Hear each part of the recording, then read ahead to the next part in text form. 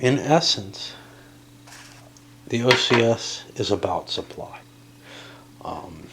Yeah, it's got your combat charts, it's got all this, that, and the other, but the way you effectuate any kind of plan that you have is by getting the correct supplies there, along with the correct units, etc.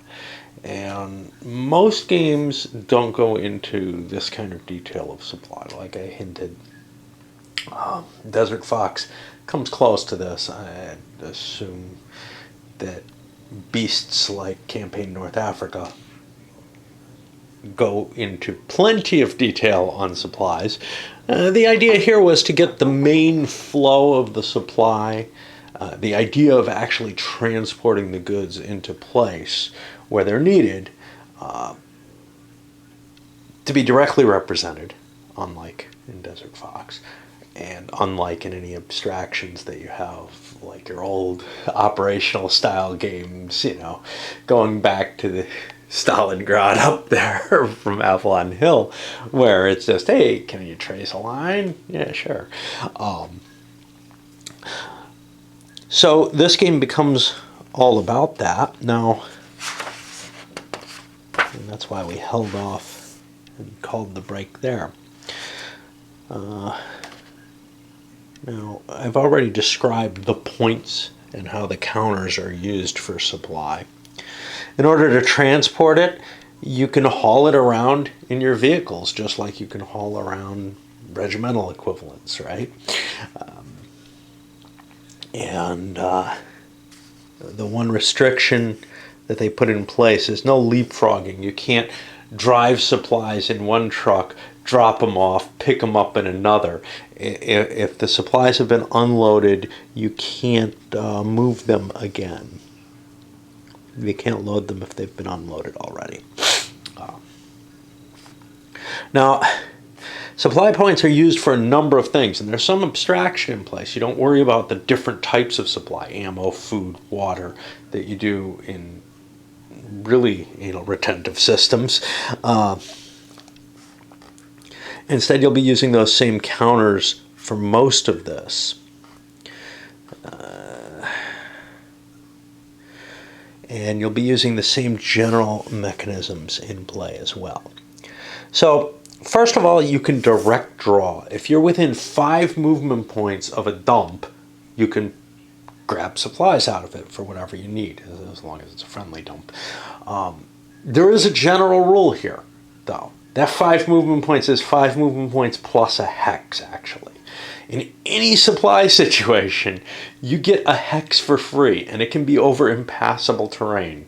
The idea being that you can somehow squeeze those supplies through, no matter what, even if you're talking about something nasty like this mountain top or whatever. You can somehow figure out a way to get them 1 hex. I'm not sure I really like that, but it gets rid of some kind of anomalous situations that'll show up if you didn't allow that. Okay. In addition to drawing it directly from the dump, you can take it from a headquarters. Now, the headquarters has to be eligible to send it to you. First of all, it can't be in strategic movement mode. It can only throw it if it's for immediate use. It can't throw a dump forward. You're going to have to use transports for that. And it can throw to any number of units, but there might be restrictions on which units any given headquarters can send to. If you throw the supplies from a headquarters, that's as far as they're going. Nothing's going to extend that distance at all. Now, I've got a throw range somewhere. Let's see. Let's see if we have it here. And HQ's throw range appears on the counter. I think it's the first number. because headquarters don't really have a combat value. Yeah, it's their first number is their throw range. And now I bet you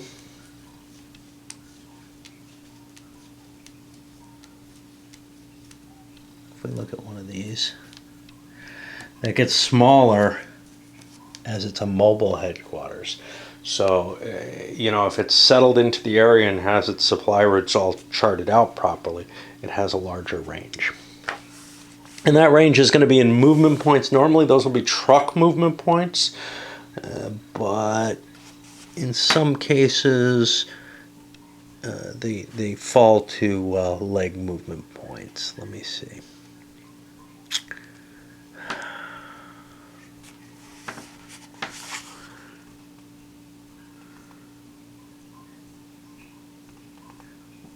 It'll be the color of the actual headquarters.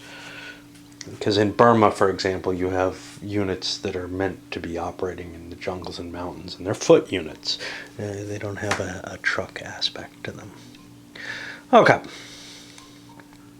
The supply paths are counted as if a non-combat unit is being moved through those hexes. This is important because, if they're foot movement, you can slip them through zones of control. If they're truck movement, you have to protect the zone of control with another unit and stuff like that. There can be holding boxes on the map that have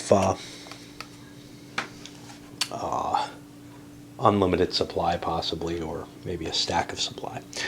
One thing that I'm a little iffy about, not in terms of understanding, but in terms of accepting, is that weather does not affect your supply route. You use the good, if there's better weather than the standard, it will, but you use the good weather supply movement costs for all supply routes, which disturbs me because certainly there are places where supply was clogged due to weather. But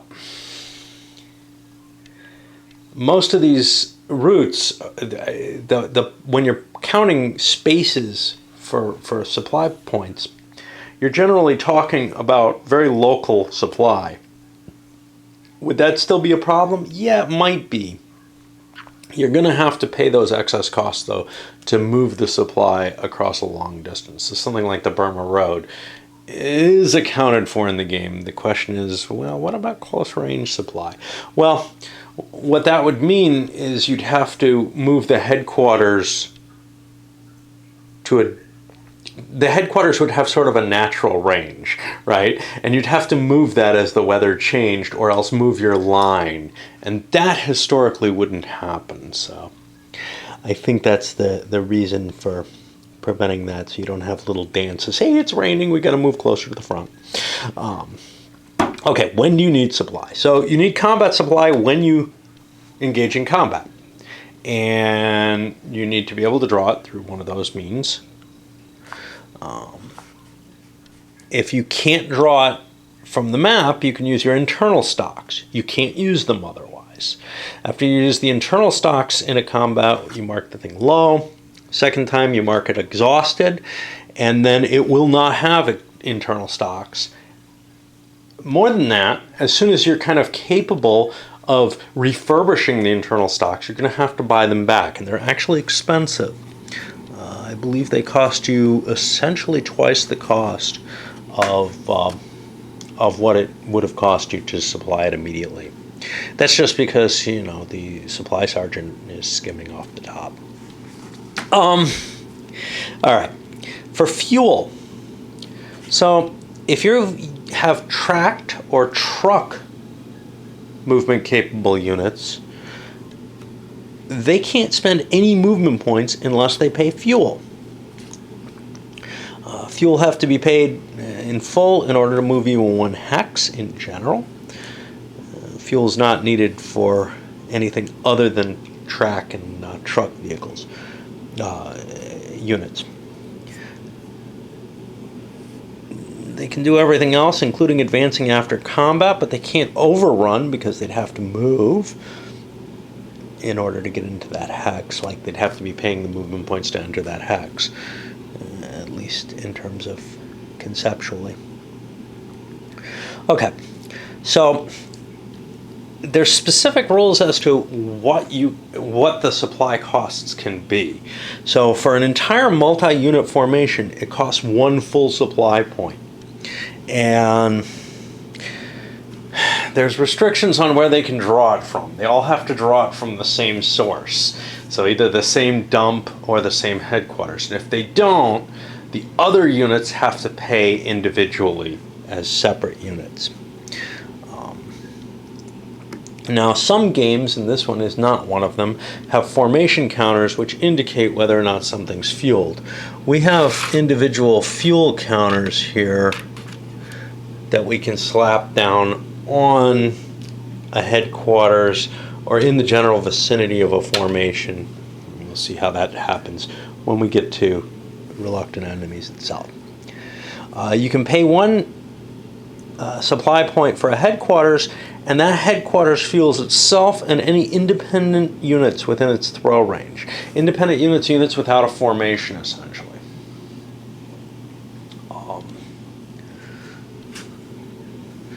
And then finally, you have to pay 1 token per unit that has tank or truck movement points.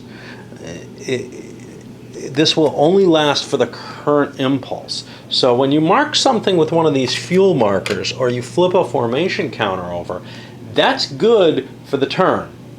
When you're paying for individual units, that's only good for the phase that you're currently in, and you'd have to repay the fuel if you want to do something again with that unit later that requires fuel. And that's important if you're moving in multiple phases, like with the reserve markers or whatever. Or exploitation. And you lose the fuel markers during the cleanup phase. So yeah, it only works for a player turn. Well, that's not entirely true. You clean them up during your own cleanup phase, which means that you could fuel something up using a persistent fuel system, not the per unit system. And during the enemy's turn, like during your reaction phase for the enemy, and then you'll be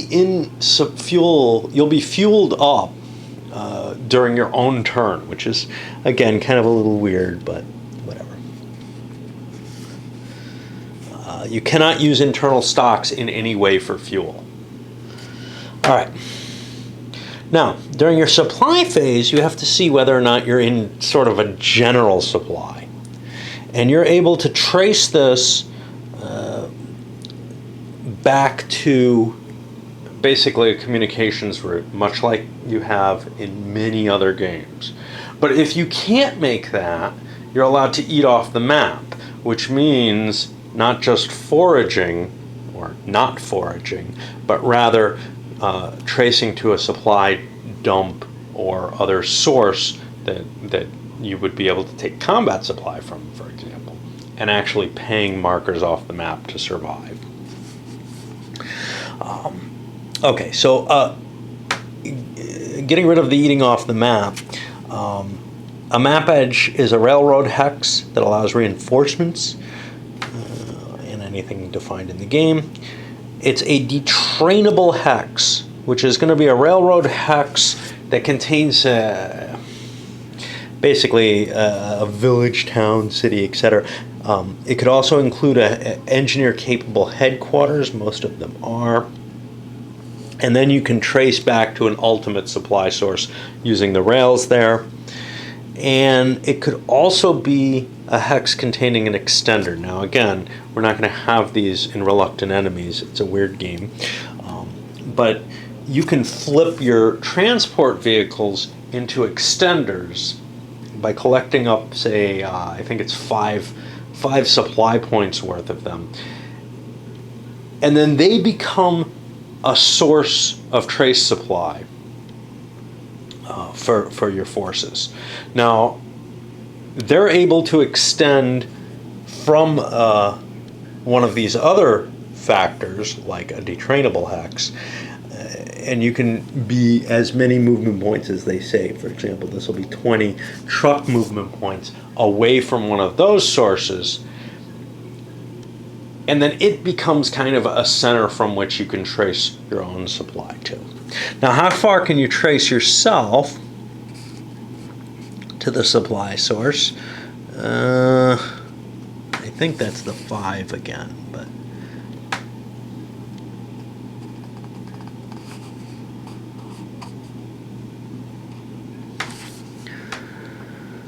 I don't see it directly.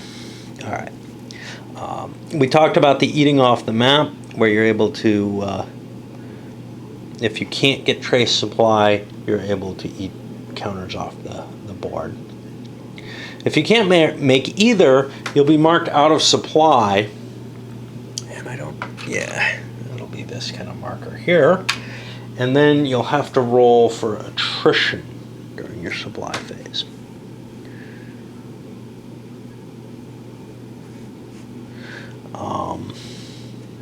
Now, to create the extenders themselves, as I said, you gather 5 of your vehicles together, and they have to use half their movement points to convert to or from being an extender.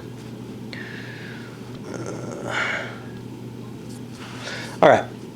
If you're unable to trace in any sense, then you're checked for attrition. Now, you'll also have a combat penalty.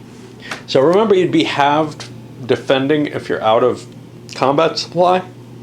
Well, an additional effect is if you're out of trace supply, if you have the out of supply marker, you're halved for combat. You can still attack if you have combat supply, but your men are hungry and miserable. Okay, you check for attrition by rolling 2 dice, and you look at the attrition table.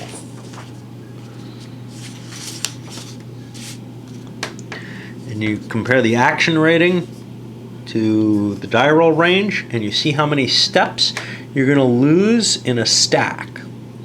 You roll for the best action rating in the stack. And this is kind of weird, because the more you spread your units out, where you think they'd be able to forage better or whatever, the more likely they're going to disintegrate. So having a larger stack actually survives better, because there's no... but there is a die roll modifier if you have 5 or more steps in a stack. So that kind of equals it out, I guess. Okay.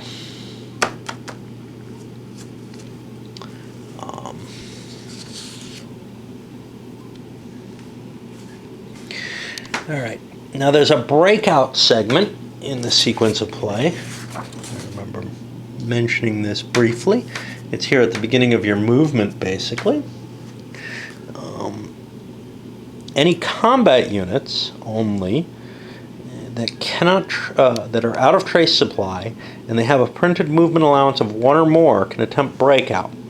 If there's a path of any length from them to another friendly unit that's in trace supply, without passing through any enemy combat units, and without passing through unnegated enemy zones of control that would affect their movement.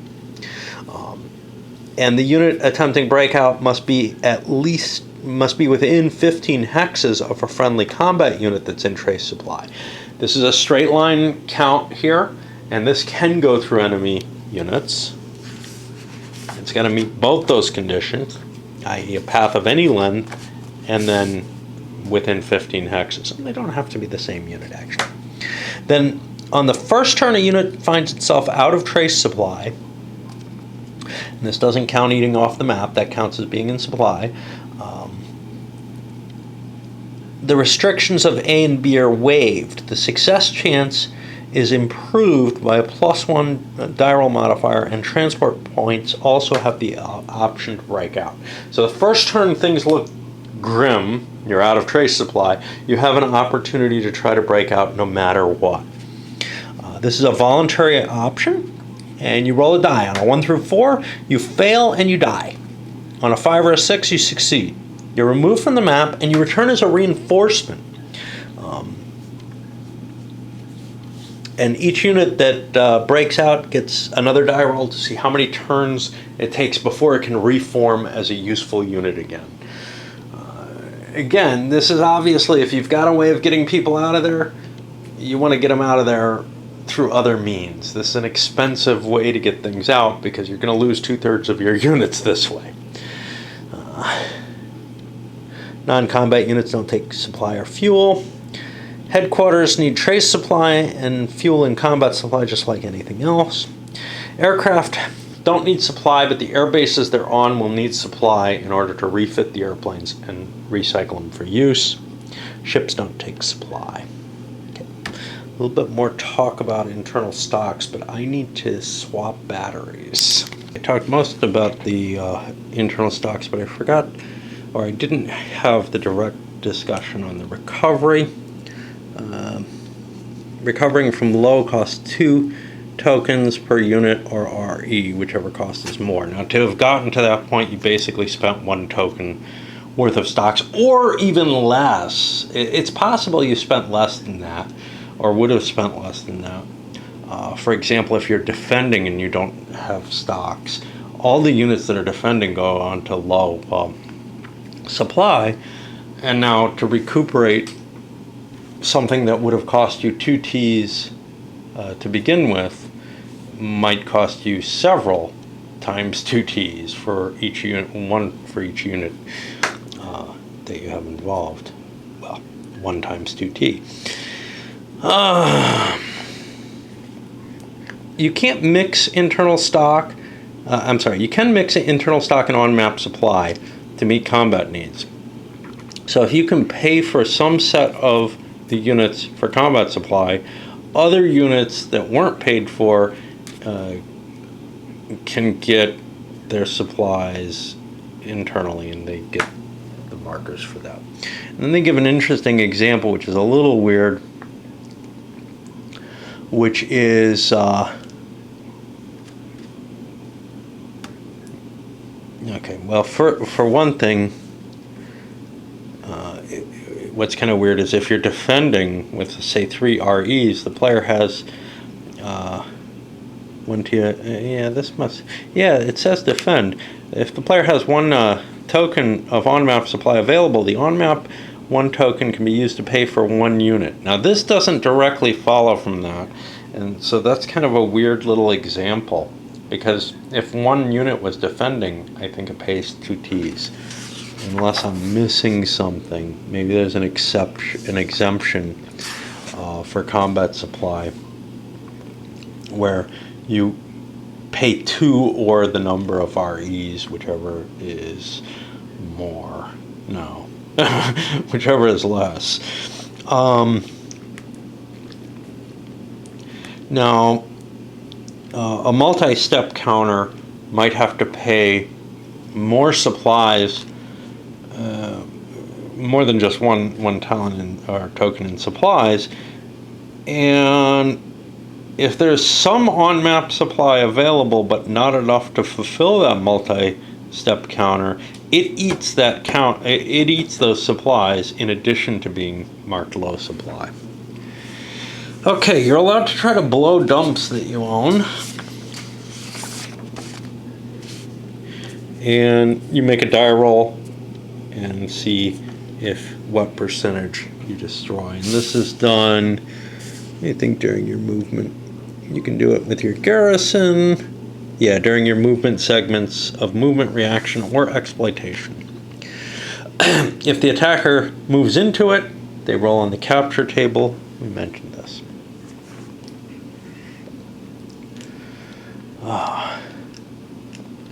Let's see if we got anything exciting here. Okay, headquarters have some special functions. Throwing supply points. They can rebuild units that have been destroyed, and they can also perform certain engineering functions if they have those capabilities attached to them. They have some common ratings that aren't on the counters. For example, they have an action rating of 0. They have a parenthesized strength of 5, and in move mode this drops down to 1. Okay, that's general for the game. Reluctant Enemies creates specific rules for each headquarters, actually. and they all have their own numbers, and they really should be on the counters somehow, but whatever.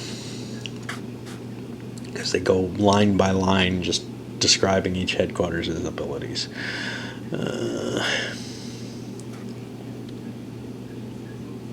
Okay. In general, headquarters are able to throw supply to any friendly ground units. However, divisional headquarters can only supply their own division's units or independent units of the same nationality.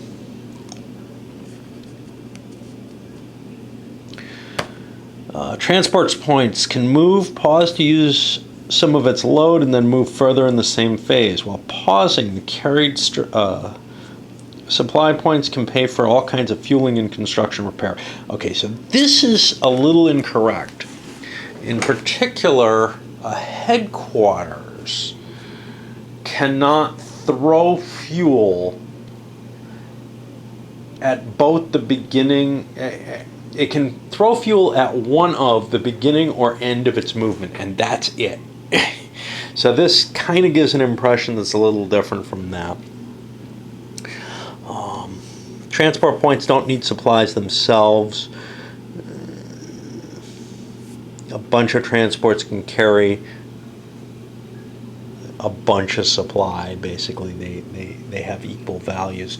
They have T's or S's associated with their size. Now, if they don't say anything, they're one. Each point is an S. In order to load or unload, I believe costs half the movement points or something. No, 10% of the printed movement allowance of the transport unit. And this uses normal rounding rules. Okay. We talked a little bit about organic trucks. They're associated with a particular formation. They don't have to unload their SPs. They can allow units to draw them directly. They can't turn into extenders. They can be put into reserve mode.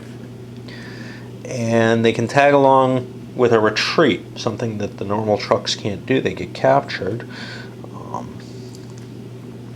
However, if they are somehow captured, they become normal transport points for the enemy. And they have the special ability to withhold combat supply. Normally, if you've got combat supply on the map that's accessible, you have to expend it, especially for tracing. The organic trucks can refuse to do so, forcing the unit to use its stocks if need be. And this is important because there are times when you've got a unit that's in real danger of being wiped out, and you don't want to waste supply on it, but you must if you can. Or you can choose not to use supply. Okay. Railways. Okay. You have a rail capacity, which is going to allow you to move a certain number of regimental equivalents, including supply and whatever, across the rails. You can move an infinite amount of space, which seems a little weird, not on this map, but when we start talking about Case Blue and with its extension into the Crimea and stuff like that, that's a huge amount of space. You kind of feel like it should cost more.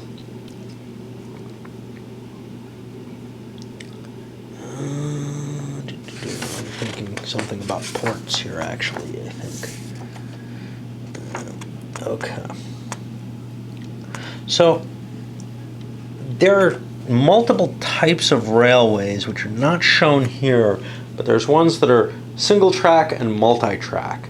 And if you're moving along a multi-track railway, which I think don't exist here, you only spend half the rail cap for that kind of movement.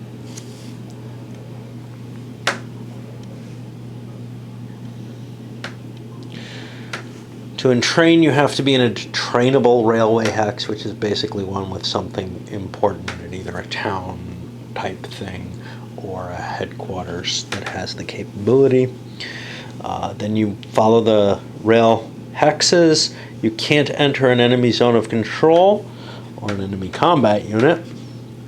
You can't enter something that's the wrong gauge. Then to detrain, you must be in a detrainable hex, which is not in an enemy zone of control. And then they give the list of what is required to detrain. It has to be a place of interest. It has to be under your control. There has to be a path back to be in trace supply. And you can mark things with, there's these railhead markers to mark who owns what or who's converted what. And those can be used in different places. There used to be rules for damaging and repairing railroads. Those are gone. They've simplified some stuff. The railway conversion, you might have to change the gauge of the railway. The way that's done is you need rail repair units. They move into the hex using movement points. It doesn't cost any SPs or extra movement points. Rail repair units are special combat units that can combine rail movement with conversion of railroad hexes in the same movement phase. But they can't ride the train while they're fixing it. They have to get off the train and move into a rail hex that they haven't fixed and convert that over.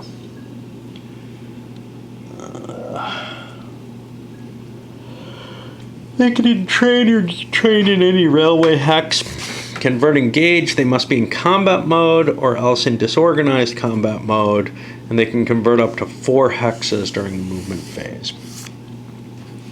These can actually be leapfrogged in the sense that you could have one unit converting 4 hexes and then the next unit converting 4 hexes because they're working on shifting on laying down new track. They're not using the track before for that necessarily. Rail control, you control a rail. You can use any railroad that leads from a friendly supply source to a friendly combat unit. You never have to have actually moved through that hex, from what I can see. Right? I don't know.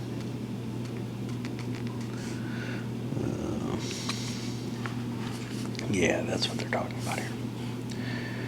All right. I need to pause again. Okay, unfortunately I'm feeling a little under the weather, which is sort of the problem here, but... so artillery can do barrages within their range, which is what I'm doing here.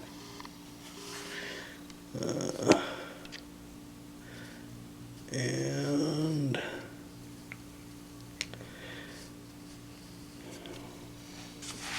they have a parenthesized combat of 1. I guess that's all there is to say about them. And I think we've already said it before. Each game, and I do not have my specific rules here, is going to have a variable replacement table. I'll be back in a minute. In this case, for example, the Commonwealth replacement table, you'd roll a couple of dice and you get some packs or equipment. Packs is people, not piece. And that's going to be these markers. So this is an equipment, and this is a packs. There may be more that come in at other points. For example, we got some replacement coming in here that's actually pre-recorded in the particular game that I'm playing, that we're going to play. These things count as a quarter of an RE for stacking. They're attack capable and can satisfy losses. They cannot be transported by aircraft. They have to be supplied. They have to be in move mode in order to replace losses or rebuild dead units. To rebuild a unit from the dead pile, you have to collect the correct number of replacements. And again, this probably is over here somewhere. Maybe not. Yeah, there it is. So here's the cost. So like to build an infantry unit would cost me one person. To build an armor would cost me one equipment. A headquarters, one of each. Right. And this has to be within 2 hexes of a friendly headquarters in combat mode. Not in a zone of control.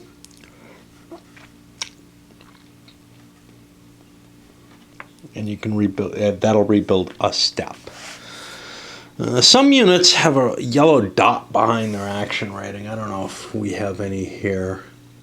See, we have these units with a mark behind the action rating, but that's, I think, the green units for this scenario. Anyway, those can never be replaced, and they'll just go into the dead pile forever, as opposed to the temporarily dead pile. And then there's going to be some possible small units that only take 1 replacement to build 2 of them. You can rebuild trucks for an equipment per truck. This can only be used to rebuild them. You can't build new trucks this way. And there might be air points that you can rebuild as well. If it's specified on the rebuild table as opposed to just special replacement points. Reinforcements come on the board, various reinforcement hexes, and in order to move them you're going to have to use your normal fuel, etc.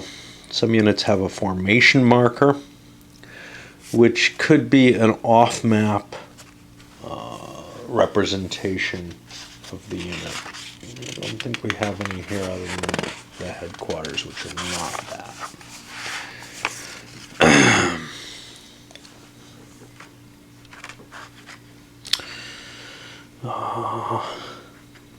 And then there's an option to use the formation markers to actually hide the number of counters in the hex.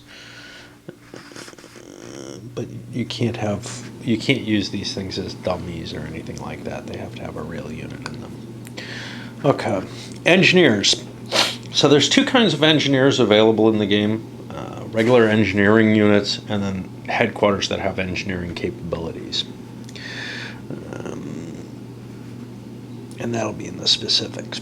So some of the things they can do. They can bridge. If they're next to a major river, they reduce the movement point cost of the major river to that of a minor river, and they downgrade minor rivers to no effect.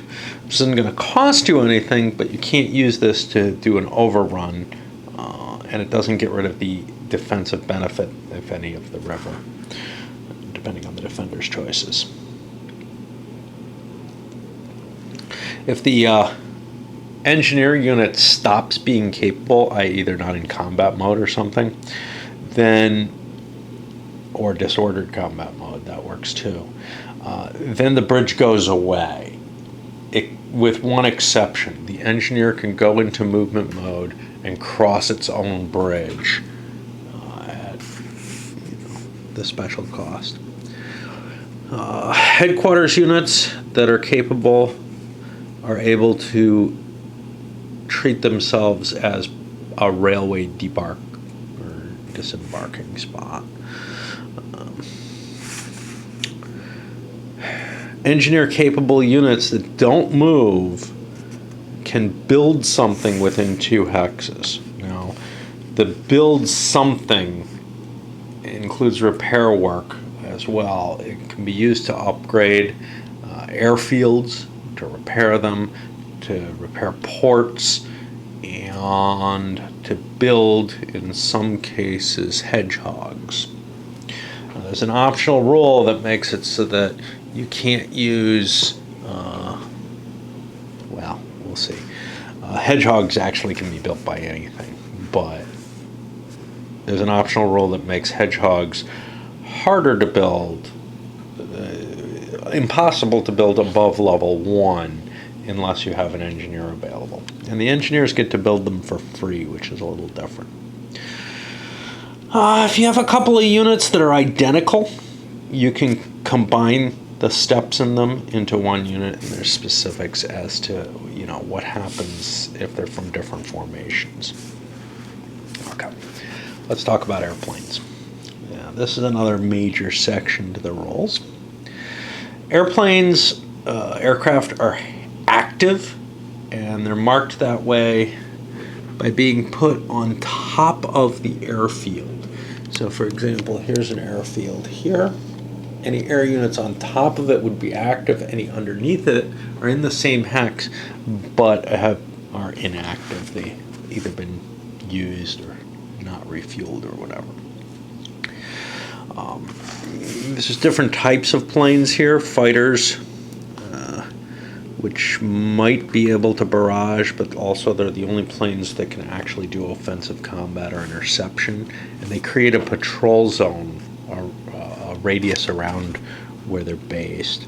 Tactical bombers are just for barrage. Strategic bombers are barrage planes, but they have further limitations because they're not able to come in close enough. Transports are able to move supplies in units, and they can either go from base to base or they can paradrop stuff. And then some units will have multiple types. Aircraft have two steps. Their reverse side is their damaged side, and you can consolidate two planes into one if they're the exact same type. If you have two damaged planes, you can turn it into one undamaged plane, which is important because it's a per counter basis that planes, that flights are assembled, and you have a basic stacking limit based on that. When a plane is aborted from air combat or executes any mission, it has to return to a friendly base within range. The only exception to that is fighters get to stay active if they've conducted a successful interception or if they make a base transfer at their normal range. If you fight in air combat over a friendly air base, you have to return to your own base, and there's an exception for interceptors there. And these kind of things aren't really that big a deal, and I don't know why I'm going so deeply into it. Strategic. Okay, so refitting a plane is turning it from inactive to active, and that's going to cost you supply. Strategic bombers will always be without a spotter.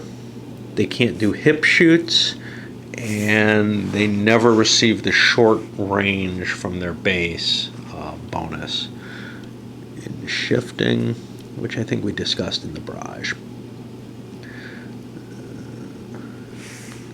Active planes can be used during your own movement, exploitation, and reaction phases. Aircraft movement. So aircraft are just going to be able to fly to any space within their range, and they don't have to do a trace or anything like that. They can't be interfered with as they're flying, basically. Once they get to the hex of their target, things can happen. Each airplane counter counts as one unit for stacking. You can never have more than 4 active aircraft in a mission together. And for basing, you're allowed 4 active aircraft plus the level of the airbase. And so this is a level 1 airbase here at Haifa. There's here at Ayak, there's a level 3 airbase. So this could hold 5 planes on it, 5 active planes, I believe. And that could hold 7. Any additional planes would have to be inactive.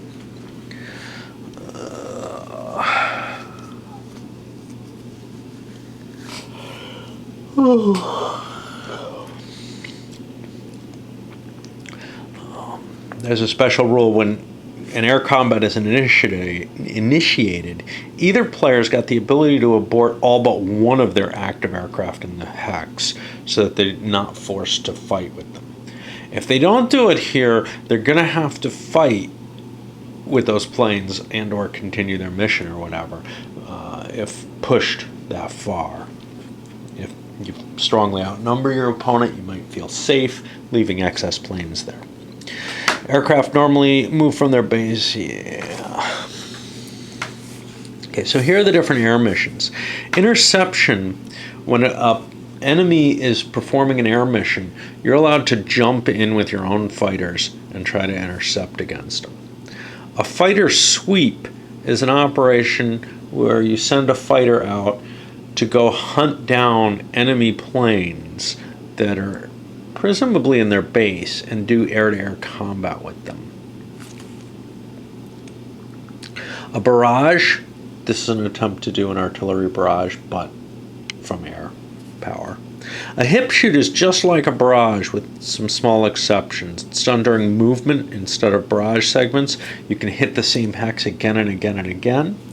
However, that's limited to specific scenario rules. So in particular in reluctant enemies, nobody has this capability.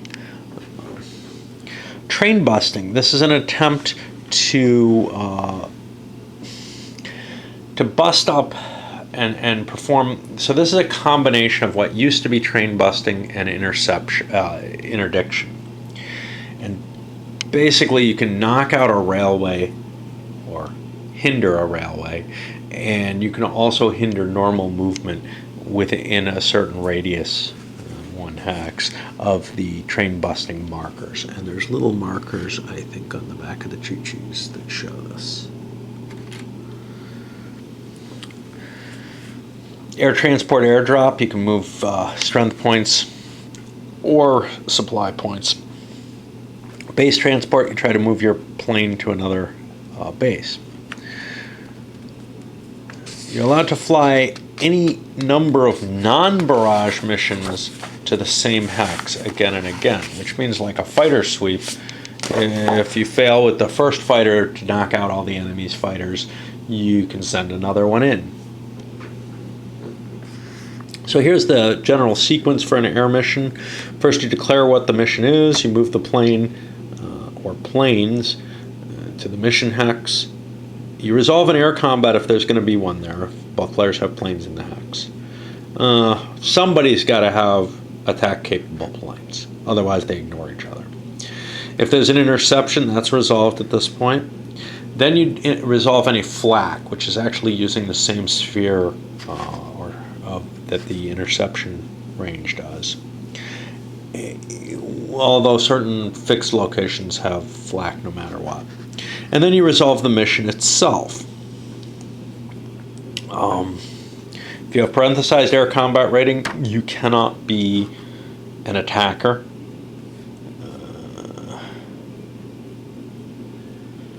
Attacker's the player who moved into the battle. It could be the mission player or the interceptor, unless the person who moved in has only parenthesized planes, in which case the other player is the attacker, if there is a battle. Like I said before, you can voluntarily abort all but one of your planes just before the battle starts. After that, all the planes are going to stick around until something happens. Either one side is defeated completely, or that each individual plane gets shot down or whatever. Okay. After you complete your air combat, you're allowed to abort planes. This is a nice way of getting your planes to move. Okay, so the players lay out their planes in plain view. The attacker picks one of his non-parenthesized aircraft, and then the defender gets to select any aircraft. The attacker rolls 2 dice. He adds his air combat rating and subtracts the defender's rating. So be compared to the air combat table. There we go. And you see one side or the other is going to abort. If either or both, at the same time you throw another die, and on a 5 or a 6, any of the aborting planes, i.e. that could be both players have one plane aborting, take a step loss. And that'll be a round of combat, and then we go back and the attacker picks another plane and sends it out. And And that just keeps happening until one side or the other is out of planes. Okay. In the air movement segment, in this order here, down here, we have to check for flak. We haven't hit interception yet. That's actually the next thing. But if you're doing missions barrage, hip shoot, and train busting, you will be subject to flak no matter what. Whatever your target is has some sort of flak capability. Air transport, drop, and base transport transfer are only subject to flak if they're within a patrol zone, which is, I believe, 10 hexes of a fighter and a base, an active fighter and a base. Yep. Okay. You can send planes that aren't on the mission, that aren't performing that mission, into the same hex. Say, some fighter cover for your bombers, for example. And they will not suffer flak. You roll 2 dice. If you roll an 11 or more, you get to kill 1 aircraft step. Otherwise, the flak has no effect. If a step loss is called for above, and the flak points affecting the mission have a modifier to this, and I don't know where the flak points are. God. It's right here in the barrages. There we go. So, let's see. So here's how you find out. Let's see. 3 or more aircraft in a mission is +1. Headquarters, airbase level, the intrinsic flak on the map.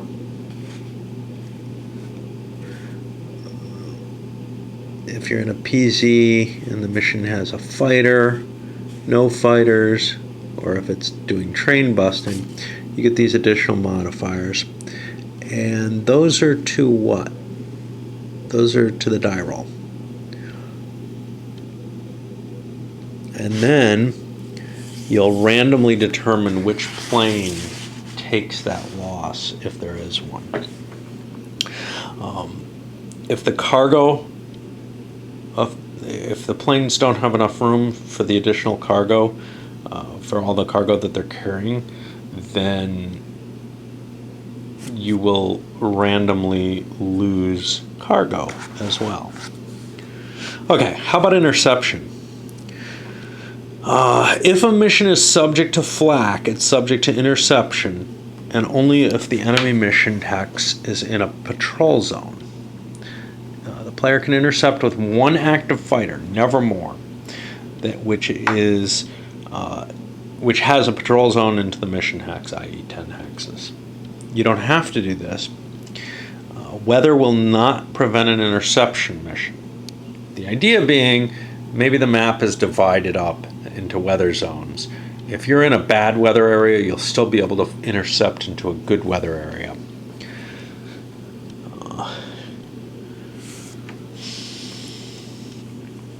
Interceptions resolved as an air combat.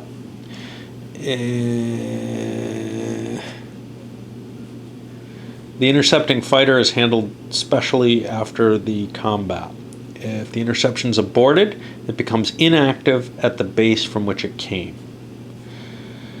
If it won the air combat, it remains active at the base from which it came. Fighter sweep, it's a mission where you move a friendly fighter to an enemy air base to engage the active enemy aircraft there.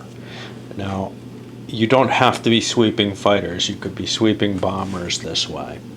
Remember, though, that your opponent can abort all but one of his planes. Barrage and hip shoot, you're going to be using the barrage table here to resolve that. You can't combine it with other types of weapons. Aircraft move to a mission hex during a barrage segment. You follow sequencing. Over here for the air missions, you're subject to flak before the barrage, and you must return to base and become inactive immediately after the barrage. You get a bonus on the barrage if you're within 10 hexes of the base you flew.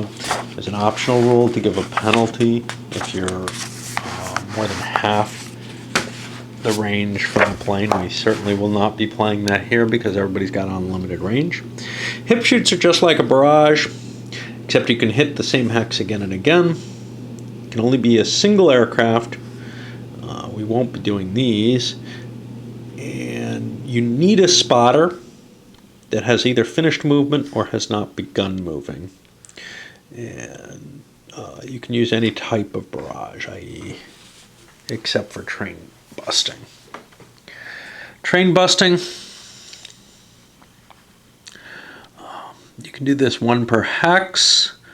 You set up the mission stack in the target hex. You resolve any flak. So here's what's weird, is you're allowed to target any hex now, but there's flak no matter what. And that kind of disturbs me. If you're doing interdiction in the countryside, I'm not sure there should be flak. Train busting zone is the hex containing the marker plus all adjacent hexes. The effect of that is to add a movement point to all the terrain costs within that 1 hex radius. And any rail cargo passing through that is going to cost you double your rail capacity to move it.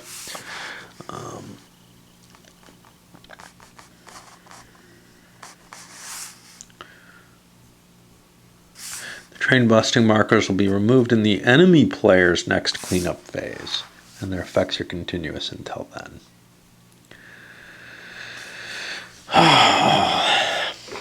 Air transport. So you can pick up to your plane's transport capacity. I don't remember these having a transport capacity on them.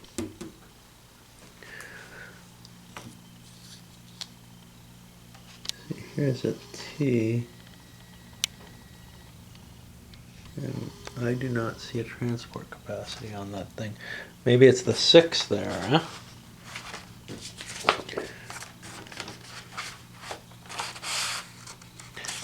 I thought that was movement, but okay, now that's barrage strength. That's an air-to-air rating. Transport capacity should be under the unit number. Okay, this should be this is a T. What the hell's a T? I thought T was transport. T is tactical bombers. Okay. So yeah, I don't know if we have an example of a transport, but they'll have the number under here, and it's how many REs they can carry. Now,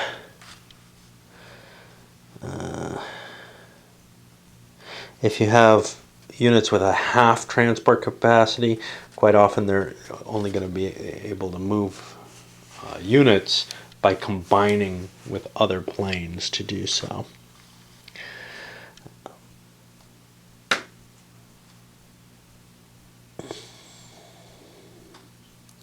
SP can be transported by air, as can combat units that are in move mode with a movement allowance of 10 or less leg movement points. Why 10 or less? Because anything higher than that is going to be cavalry, and you wouldn't be able to transport that easily.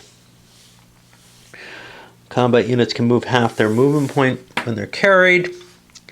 There are important mode and phasing considerations. SPs cannot be moved before or after a mission due to leapfrog restrictions. Combat units they can't be done in both, is what it's saying. Combat units can change to move mode prior to air transport movement phase, but then they can't flip during reaction or exploitation. They must be released reserves in order to move, or exploit marked, in order to move before or after a mission during reaction or exploitation. All other units being transported in these phases essentially have a movement allowance of 0. They won't be able to move on the map other than their air movement. Air transport missions are flown to any friendly airbase, treating each plane separately. The mission hex can be up to double the plane's range, in which case the plane will stay where it landed. Up to the plane's range, in which case it can return to any base up to the range, and there's an optional rule that allows it to return loaded with another set of things. There's a weird optional rule. The story behind it is that Dean said, oh no, that's what I meant all along. And I guess the developers decided, yeah, that's kind of hard to explain and to justify. It's an edge case type of thing. If it's up to half the plane's range, the capacity is doubled because it's flying 2 missions in that set, but it has to return to any base within half range. Flak is resolved once at the destination hex. Now you're landing in your own base here, but you're still taking flak. So flak is not what you're commonly thinking of here, I don't think. I'm not quite sure what it's supposed to mean. I think it's supposed to mean any friction the planes might receive in the way other than an interception that's directed by the other planes. A given airbase can only unload 2t times the base level per movement segment. Okay, so a level 1 base can only unload half a unit, right? Okay, or half an RE. However, any amount of cargo can be unloaded if the transport in excess of this limit becomes inactive at the destination hex. All right, we need to pause because I need to switch batteries and I'm probably too fatigued, so I'm going to go to airdrop. Probably should have stopped after the first videos, and many of you I'm sure have stopped before that, but you know, just because what we get into here are little nitpicking type things, but I feel like they do serve some purpose to understand. So let's keep going. So airdrops,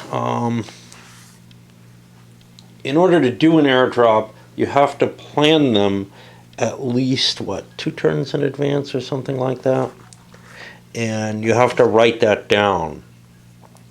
And then you have the option to keep pushing it back if the situation doesn't apply, or to cancel it overall. If you cancel it overall, you'd have to write a new plan 2 turns in advance to prepare for an airdrop.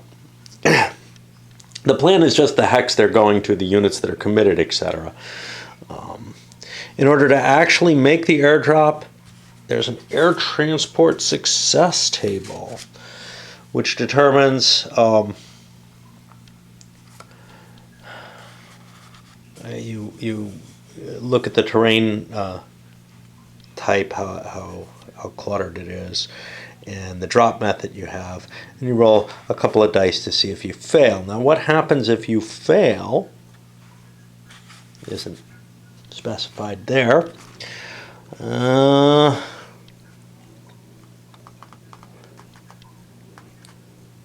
You're destroyed. And you're destroyed if you attempt to land on an enemy unit. Now, why would you want to do that? Well, you wouldn't, but there's some possibility of missing, if I recall. That may be an option. Okay. Gliders improve the chances of success and the capacity that you can do with an airdrop. In order to do them, you don't need an airdrop, but you use you're able to carry them with, I don't know if we have counters for gliders, but essentially you use equipment and build gliders out of it. It costs 1 equipment point to build 2 glider points, and then the gliders get towed as part of an airdrop or air transport. A full-strength transport can tow 1 glider point, and the glider itself can carry 2 tokens.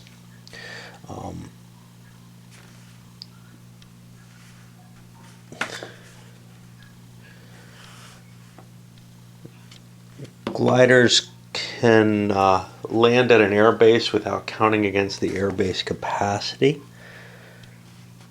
so the troops that come off them get off for free. And gliders don't check for flak, but if the plane that's carrying them or dragging them is taken down by flak, I believe they take a loss.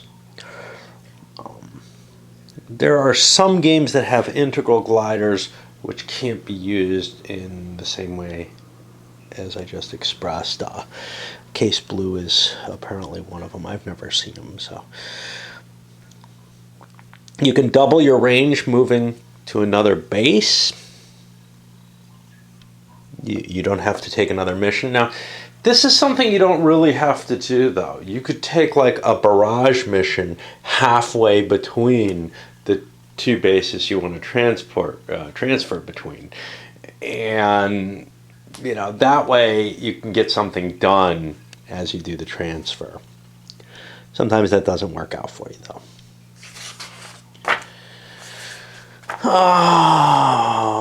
We've talked a bit about air bases. The level of the air base is how many refits it can do.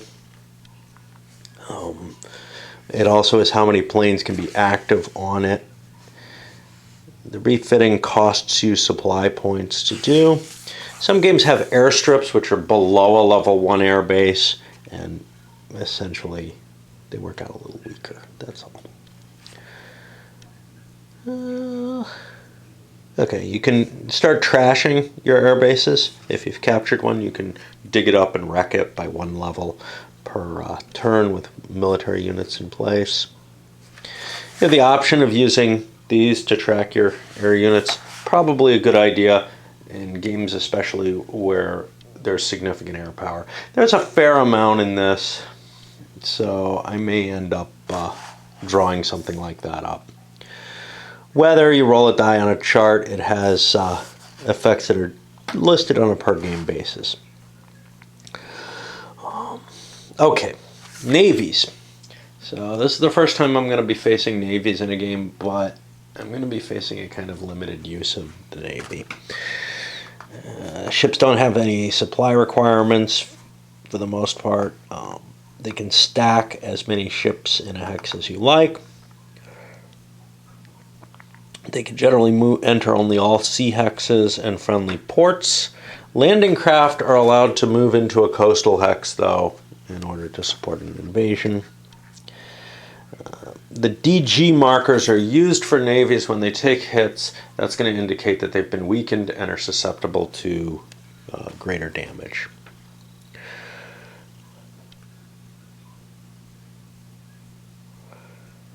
They give a 20 hex speed to the ships, and you can move them during movement, exploitation, and reaction phases, and take out your missions during them, or activities during them.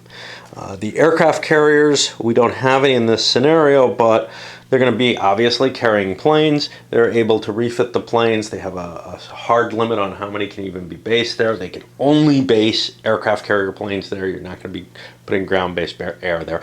And I'm sure if there's a situation where historically ground-based air was used on an aircraft carrier, as it was in a couple of places in the Pacific, you might see an exception. I doubt you'll see some of a scenario on the Doolittle raid, though. Right? This is a land combat game.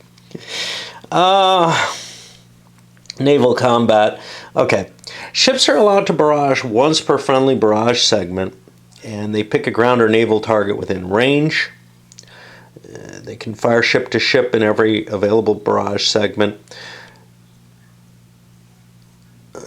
But you can only do it ship to shore once per game turn, and that's represented here with these little fired sides, and they actually might have less than once per game turn.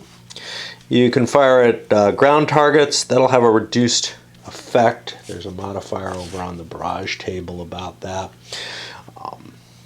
But otherwise they integrate as normal barrages. When you're firing on naval targets, you pick up an individual ship to shoot at, and you can split up the stack to do this. And you use the barrage table. Aircraft can attack a ship too. Aircraft's barrage strength is multiplied by 2 when it's attacking.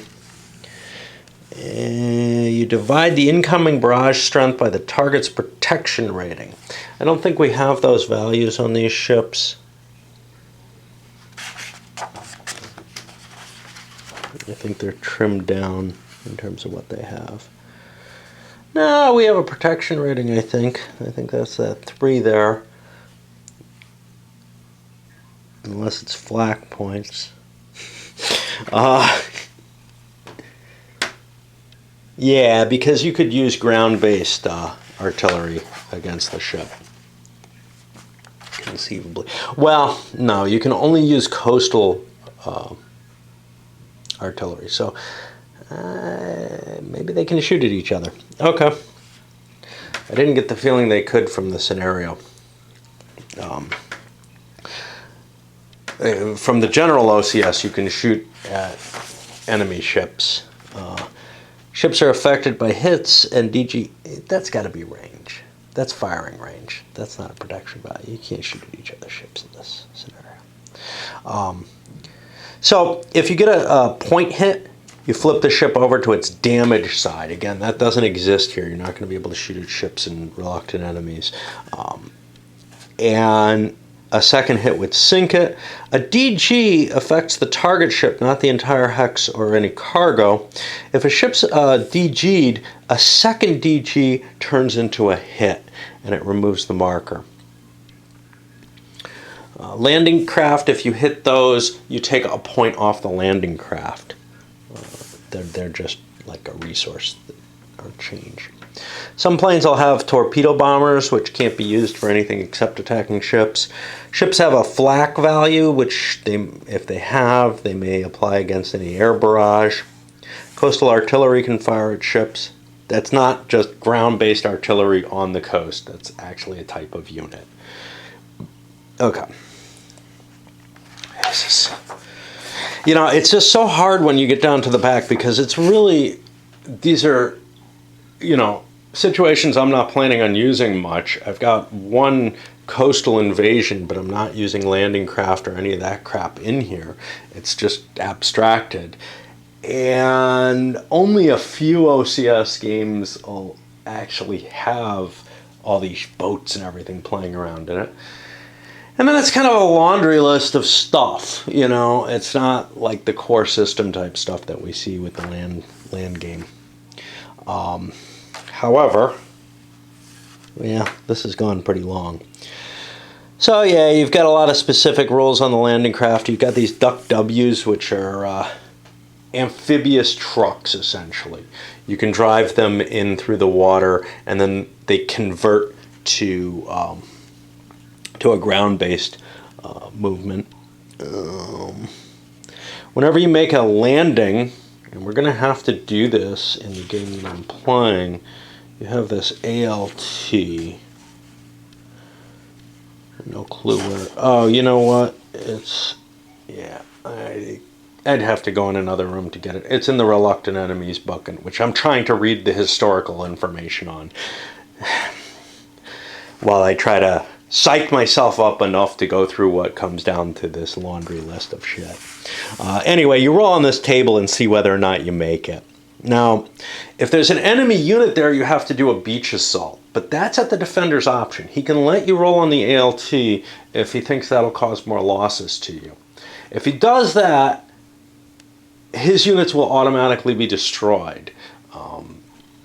But most normal landings, you're not going to have a lot of defensive strength right on the coast where you're getting hit. We may see things a little different with these suckers. Ports have a capacity on them. I don't know if these do. Probably not.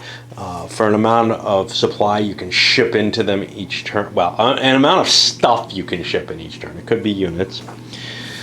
They take hits from barrage versus facilities, which is this table here. When you're barraging a non-unit, when you're barraging like an airbase or something, you roll on here and you get a number, and we don't know what it does. So the first number is a reduction of a level or two. The parenthesized number is possible, is number of airplanes at an airbase that are lost.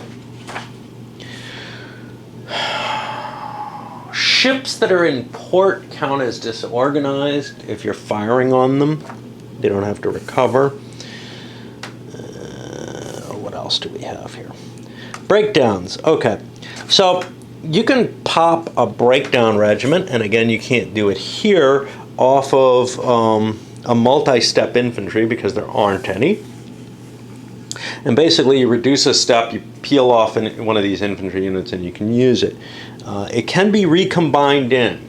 The rule with this is it's kind of based on the effectiveness rating. So you can pop one out, and you have an unlimited number of these, but you might have to draw your own counters. You can pop one out at any quality level that's less than or equal to the unit that pops it out, and then it can be reabsorbed into any unit that's got not a greater quality level to the unit. So what it really kind of comes down to is, if you're willing to draw your own counters, you can always ensure that you're not going to lose quality off of doing this. But if you're kind of lazy about, making your own counters, well, you end up with these units that maybe degrade your forces.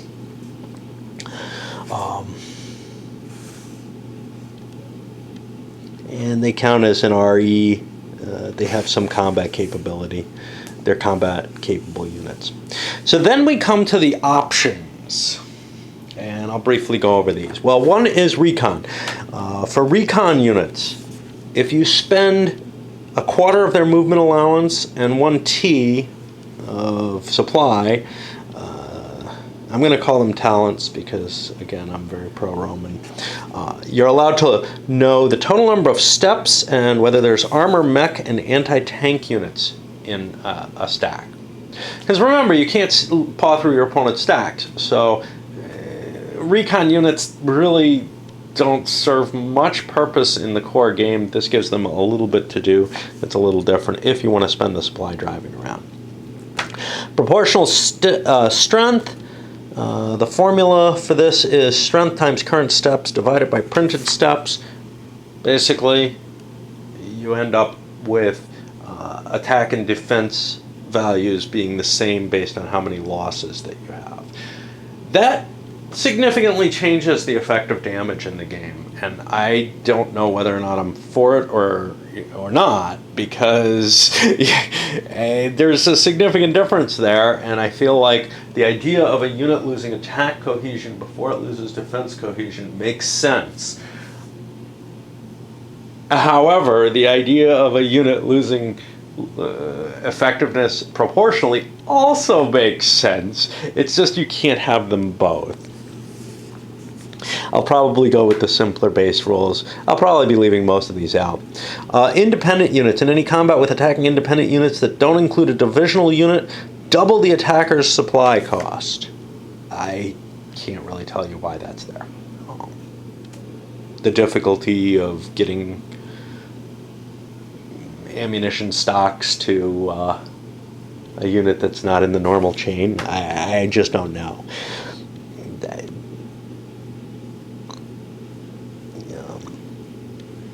And then fuel expenses, instead of paying for an HQ and all independent units in range, you pay 1 T for 1 RE of independent units and mark them with a fuel marker. And this will allow independent units to have long-lasting fuel supplies, like for a full turn or whatever. Long-range air effects. If you move more than half your movement allowance, your effectiveness for barrages and such not is reduced, your air combat's reduced, and fighters become inactive when they do base transfers. Rebasing limits limits the number of planes that can rebase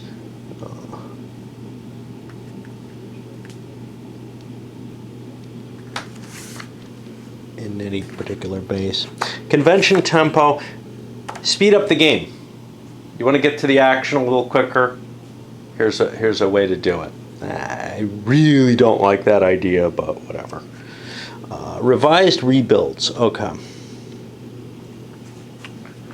I've read these. I didn't really like them. One is limited hoarding,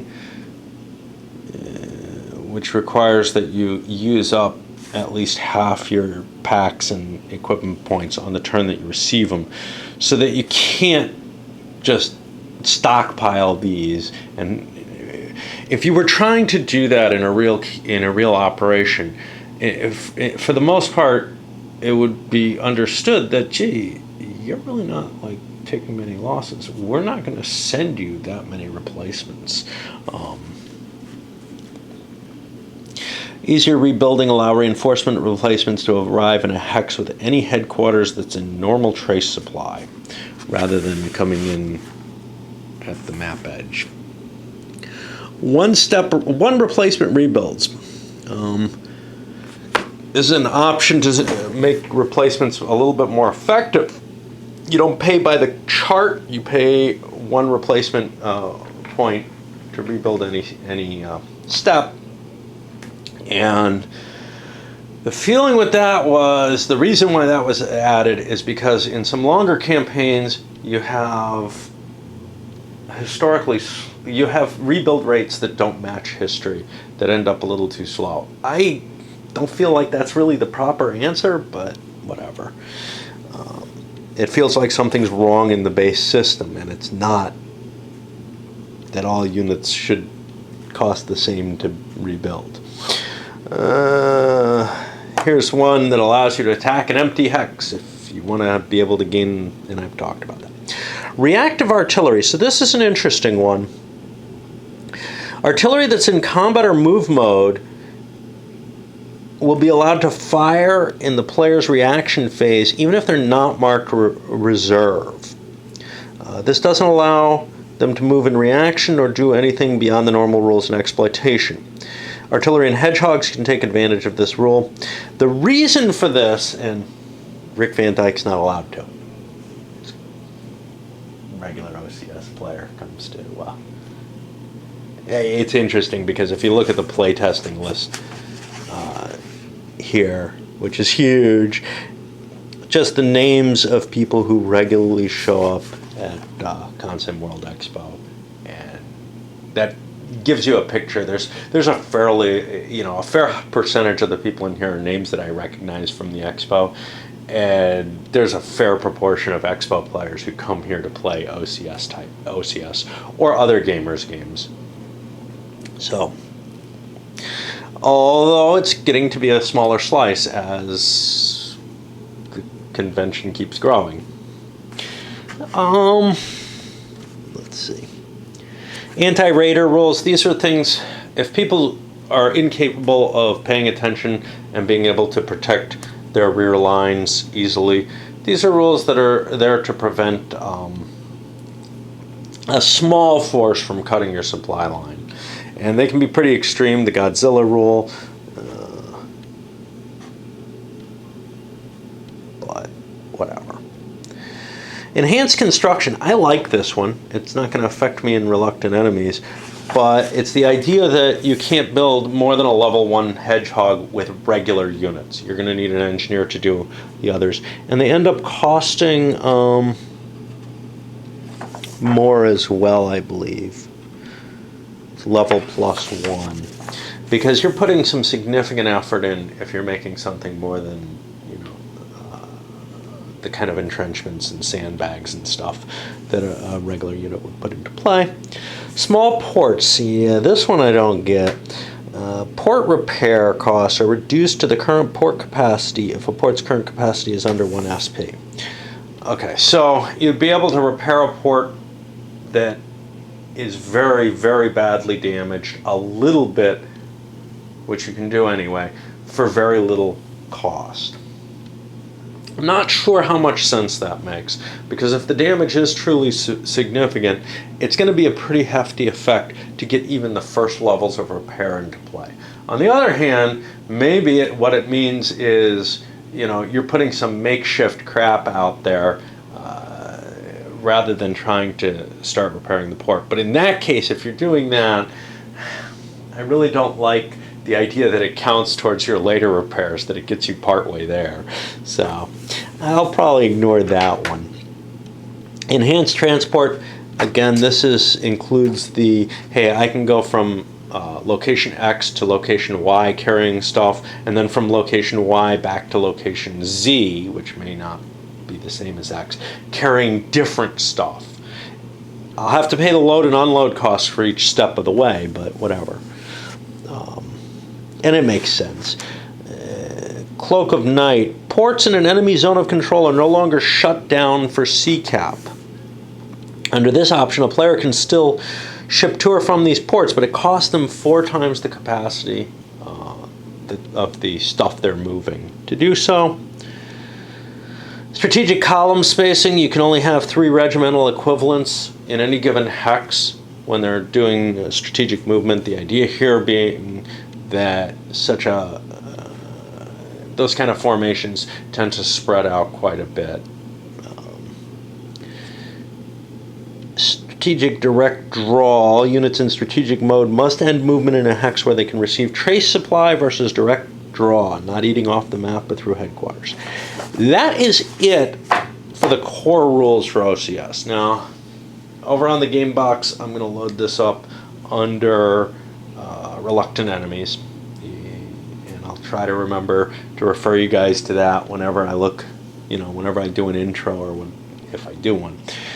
Reluctant enemies is probably going to have its own intro because it does have a fair number of rules. We'll see.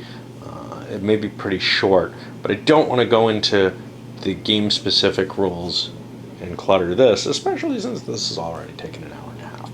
All right, let's send this up.